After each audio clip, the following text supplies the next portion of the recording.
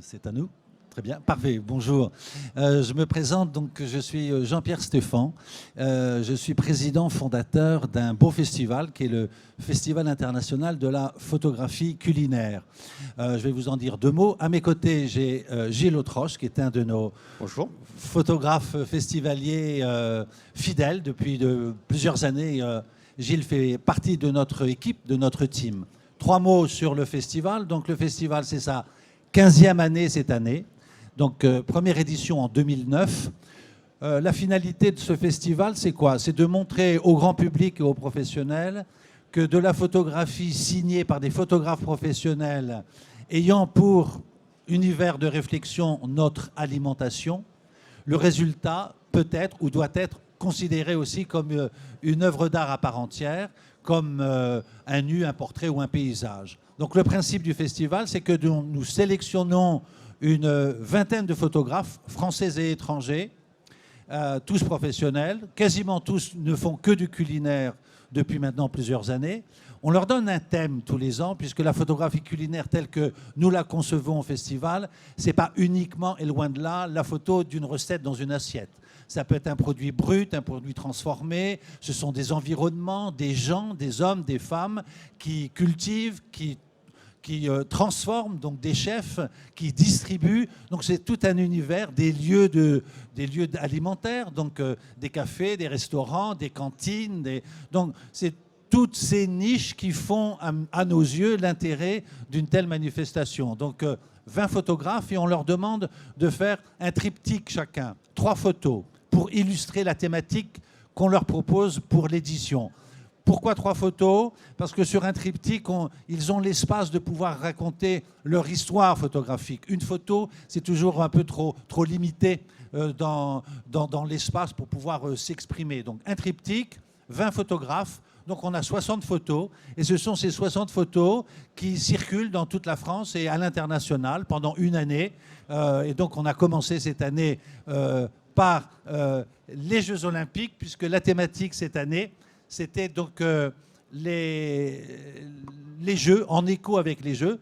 Et donc on a nommé Sport and Food.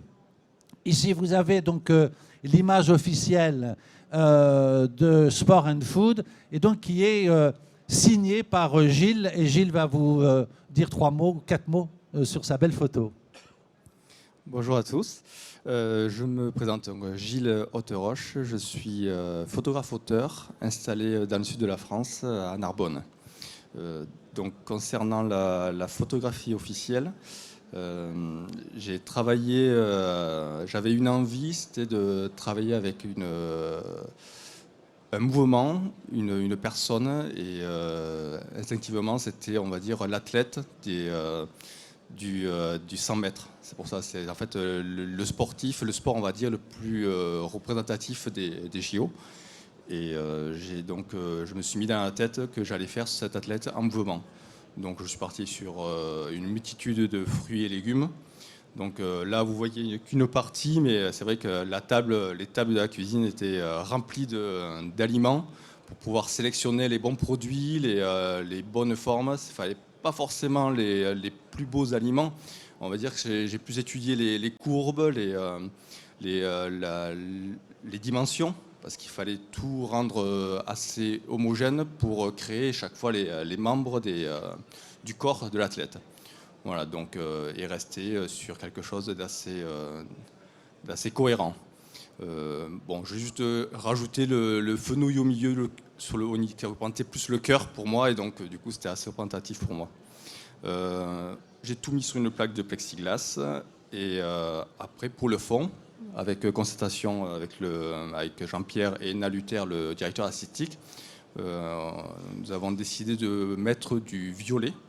Un fond violet, c'est ce qui correspond justement à la couleur de la piste d'athlétisme du Stade de France pour les JO 2024.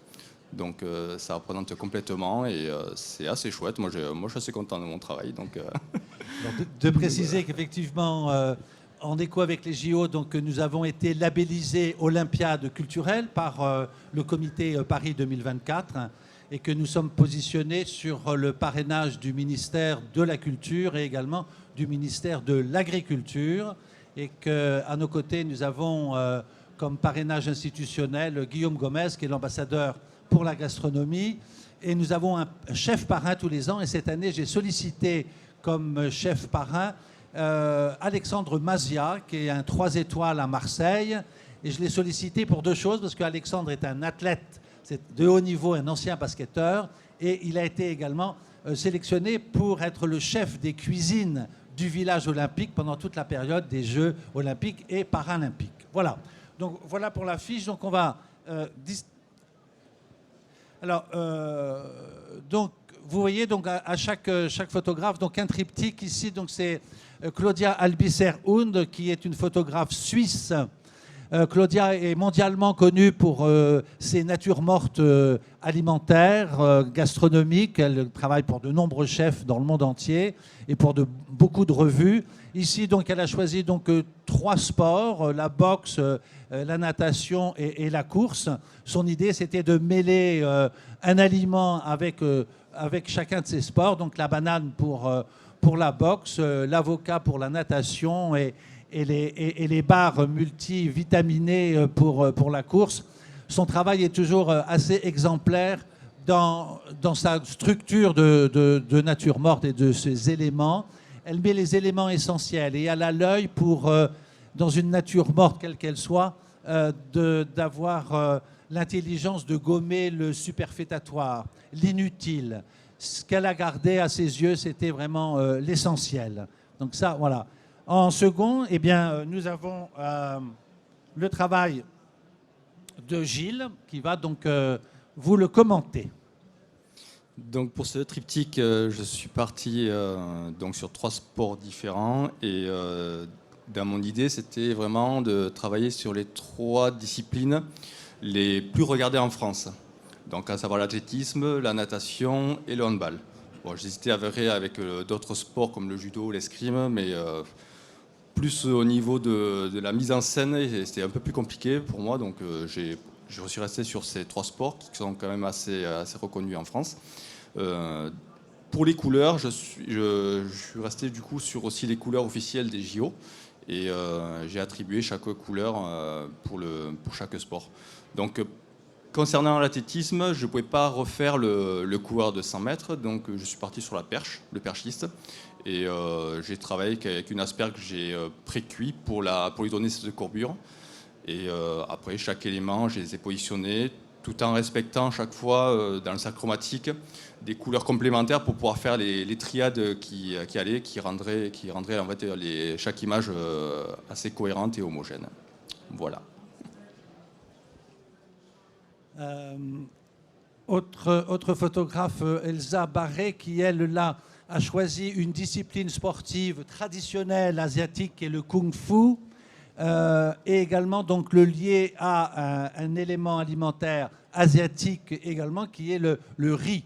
Donc avec la première image qui est peut-être symbolisant, illustrant la concentration, la seconde image illustrant plus l'action, et la troisième image, le résultat, la dégustation. Donc là, c'est ce qu'on appelle effectivement de la photographie culinaire humanisée. On a quelques photographes qui sont dans ce secteur d'utiliser, je veux dire, une présence humaine et un produit alimentaire.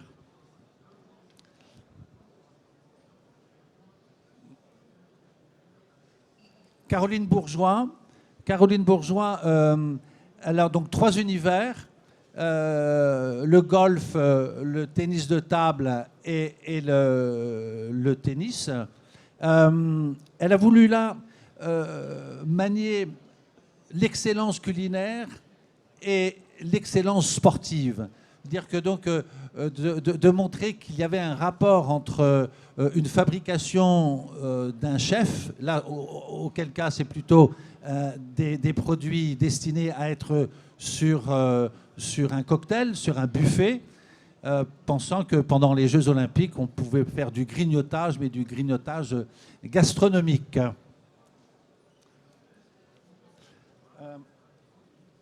Voilà. Marlise Chanjas. Marlise Chanjas a un parcours particulier, puisque avant d'être photographe, elle était fleuriste.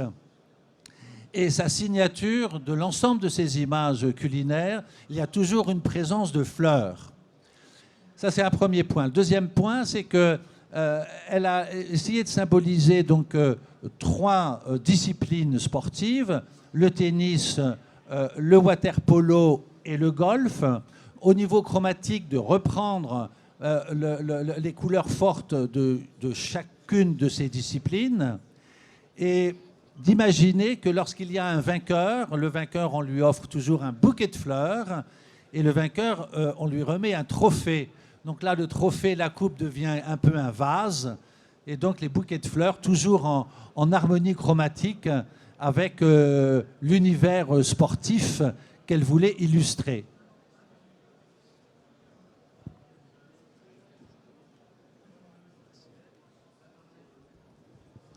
Changki Chung, Changki est un grand photographe coréen et professeur de photo à l'université à Séoul. Et il partage son temps entre la Corée et Paris. Changki, donc avec beaucoup d'humour.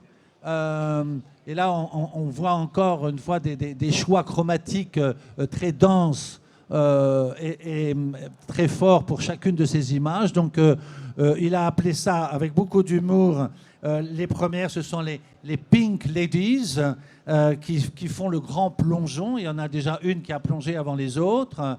La deuxième photo, eh bien, c'est il a appelé ça en anglais The Weightlifting World Champion. Donc, c'est ce costaud tourteau qui soulève des rondelles de citron. Et puis la troisième, eh bien, c'est la star du volleyball, donc cette jolie langoustine qui chope une balle qui est devenue un citron. Changki travaille beaucoup pour des grandes marques internationales, beaucoup pour la presse également, et il fait partie de notre équipe maintenant depuis plusieurs années et nous en sommes fiers. Marc Combier, son nom vous dit peut-être quelque chose, c'est l'héritier des cartes postales Combier. C'est vrai qu'aujourd'hui on n'écrit plus, on envoie des SMS, mais à mon époque on s'envoyait des cartes postales. Et donc c'est son père qui a créé les cartes postales Combier. Et ce sont les premiers à avoir pris en image tous ces villages de France vus d'avion. Hein, et Marc, bon, malheureusement, les cartes postales se sont arrêtées en production, mais Marc continue le chemin de son père en tant que photographe. Et donc, il parcourt toute la France, toute l'année, pour nous faire découvrir des lieux typiques, emblématiques des bars, des restos. Donc là, il a choisi pour illustrer, donc cette année, c'est un restaurant qui est dans le 12e arrondissement, qui s'appelle le Charolais, où c'est un rendez-vous de rugbymen. La deuxième photo, eh bien, c'est pendant le circuit du Tour de France, où là, donc, les marques donnent au public des petits cadeaux gourmands. En l'occurrence, là, c'était des saucisses. Et la troisième étape, c'est la brasserie Le Club à Saint-Pourçain-sur-Sioule, avec beaucoup d'humour, où il est marqué après l'effort, le réconfort, un peu de foie gras et ça ira. Voilà. Donc Marc il expose actuellement à la Cité internationale de la gastronomie de Dijon, où il y a une grande exposition sur son travail. Gali Etan est israélienne. Et elle est ancienne sportive, athlète de haut niveau à la course. Et depuis qu'elle est à Paris, elle a arrêté l'athlétisme, mais elle continue la photographie, particulièrement la photographie culinaire. Et sa réflexion, elle est venue me voir au bureau et elle m'a dit, voilà, moi ce que j'aimerais montrer, c'est que en tant qu'athlète, je suis tellement déçu de voir les gens devant leur poste de télé, devant un match de foot, ou de rugby ou autre, et qui s'alimentent très très mal et pas du tout en nourriture digne de sportifs. Donc on se tape des pizzas, on mange des hamburgers, on mange des frites, on boit du coca ou de la bière. Tout ce qu'il ne faut pas faire quand on veut avoir une alimentation saine pour un corps sain et quand on veut être sportif. Donc elle a voulu dénoncer, parce qu'elle le regrette, elle, en tant qu'athlète. Ces photos seront exposées après les événements malheureusement en Israël. Frances Guillamette. Frances Guillamette est un des photographes culinaires les plus connus, son nom dans le monde également, puisqu'il accompagne depuis 30 ans maintenant un des concepteurs de la nouvelle cuisine mondiale, la cuisine moléculaire de Ferran Adrià, qui est lui-même catalan. Ils sont tous les deux catalans, du même village, à Cadaqués.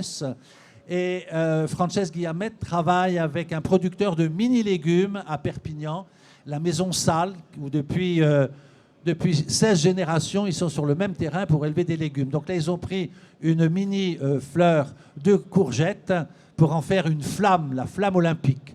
Donc vous avez d'abord la flamme du jardinier, ensuite la flamme du cuisinier et ensuite la flamme du photographe. Voilà, Sophie Lousteau. Sophie Lousteau nous a fait... a pris l'idée des anneaux olympiques et donc avec des éléments nutritionnels en général consommés par les sportifs, donc des céréales, ne pas oublier de boire, mais boire de l'eau et de s'amuser, donc là avec une miche de pain, avec là toujours les anneaux olympiques. Clara Rimbaud, 3 univers. Au niveau chromatique, là on voit un petit peu un chromatisme national, le bleu, blanc, rouge. De l'humour, avec là aussi ces crevettes nageuses. Le deuxième, donc des brochettes d'escrimeurs. Et enfin, un tennis de table avec des smash au sésame. Donc tout ça sont des fabrications, les raquettes sont en chocolat noir et blanc, etc. Donc voilà. Donc il y a aussi une grande préparation exécutée par le photographe lui-même parfois, ou bien par un styliste culinaire qui l'accompagne. Nicolas Ravino, qui était parmi nous hier, puisqu'il nous a fait, on a un studio de masterclass. Nicolas Ravino est avant tout, au départ, un portraitiste. Il est installé à Périgueux et depuis pas mal d'années maintenant, il fait également de la photo culinaire, mais là aussi de la photo culinaire animée ou humanisée. Donc il nous fait toujours des mises en scène absolument incroyables. Et donc là, il a pris le rugby, le tennis et le basket. Et donc il a repris des expressions sportives. Dans le rugby, il y a une expression qui s'appelle passer la courge. Donc le ballon est une courge. La deuxième, c'est manger la pomme. Donc la balle de tennis est une pomme. Et la troisième, c'est mettre la citrouille dans le panier. Voilà. Donc là, ce sont quand même des photos qui nécessitent, comme de prendre filmer des images animées. Donc il faut trouver les copains ou les gens qui veulent bien se donner au jeu, trouver les situations. Bref, c'est aussi là un long travail. Laurent Rodriguez, qui est actuellement dans notre studio en train de faire un masterclass. Laurent a choisi l'adage des Jeux Olympiques, comme tu avais pu le faire aussi, Gilles. Donc, la première photo, donc c'est Situs, hein, donc c'est la vitesse, avec cette raquette de tennis et cette balle qui est une orange. La deuxième photo, qui est l'autre mot de l'adage, qui est Altus, donc une composition d'un seau à la perche en légumes. Et le troisième mot de l'adage olympique, qui est Fortius, donc la force. Et donc là, c'est des gants de boxe qui pulvérisent un gâteau de champagne rémois. Vous savez, les biscuits roses qui accompagnent le champagne, puisque Roland Rodriguez est installé à Reims. Jonathan Thévenet. Jonathan est un photographe qui est installé à Lyon, qui travaille aussi beaucoup sur le plan international pour des revues et des chefs du monde entier. Et Jonathan a eu une démarche intéressante au niveau de la réflexion. C'est qu'à l'époque, les Jeux olympiques du début du XXe siècle, ça a été en même temps la naissance d'une discipline photographique que l'on appelle la chronophotographie. Et je ne sais pas si vous avez en tête ces photos de chronophotographie où on voit les mouvements tirés, saccadés d'un athlète en action. Et donc, et donc il a repris cette technique de chronophotographie, mais donc les athlètes sont devenus des légumes. Donc on a le poireau dans toute son évolution. On a donc les brocolis et ensuite les pâtes. Donc beaucoup de mouvements, un rappel photographique historique qui est en lien, en parallèle, en écho avec les Jeux olympiques de Paris du début du siècle. Il travaille beaucoup en noir, c'est aussi sa patte, sa signature. Voilà. Sylvain Thiollier est un nouveau photographe au sein de notre festival. Sylvain, donc, lui, a voulu prendre 3 disciplines, l'escrime, le rugby et l'athlétisme, avec de l'humour et de l'élégance. Donc là aussi, des photos avec des présences des personnages. Donc on a il a appelé ça la coupe juste, le goût juste pour l'escrimeur. Ensuite, la deuxième photo, il l'a appelé le gentleman délicat. Donc, entre cette force, cette puissance d'un rugbyman et le côté fragile d'un œuf en chocolat. Et ensuite, l'athlétisme avec une barbe à papa et une très jolie athlète. Il a appelé ça courbure et légèreté. Et notre dernier photographe, eh bien, c'est un couple, Van Santen, Cécile et Guillaume. Ils sont parisiens, ils travaillent, nous on les a découverts il y a une quinzaine d'années. Ils ont su, avec intelligence et une réflexion, manier l'intelligence artificielle et la photographie classique. Quand je dis la photographie classique, c'est que c'est du cyanotype, d'où cette couleur que l'on retrouve dans la couleur cyanure, hein, dans les travaux utilisant le principe du cyanotype.